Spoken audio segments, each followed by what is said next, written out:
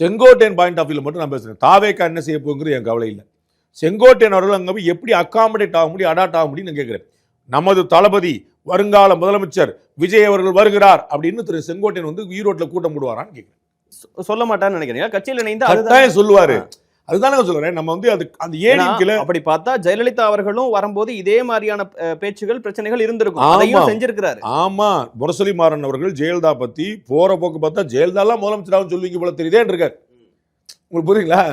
அவங்க பேர்ல நடிகை தானே ஜெயலலிதா. அதே மாதிரி வார்த்தைகளை எடப்பாடி பழனிசாமிக்கு சொல்லியிருக்காரு. எடப்பாடி பழனிசாமி அவர்கள் முதல்வர் ஆகணும்னு சொல்றது செங்கோட்டையன் அவர்கள் மாதிரி ஒரு சீனியாரிட்டி அடிப்படையில் இருக்கிறவருக்கு அதுவே செங்கோட்டையன் அவர்கள் தானே மாட்டேன்னு சொன்னாரு. அது எல்லாருக்கும் தெரிஞ்ச விஷயம் தானே. அதுல அவரும் மறுக்கல, எல்லாருமே பப்ளிக் டொமைன்ல அவருமே சொல்லியிருக்காரு. எங்கிட்டே பேட்டி கொடுத்திருக்காரு. கட்சி டிஸ்டர்ப் ஆயிடக்கூடாதுன்னு நான் நினைச்சேங்கிறத சொல்லி. அப்ப இப்ப ரொம்ப சரியான வார்த்தை. அதுலதான் எல்லாரும் வியக்குறாங்க.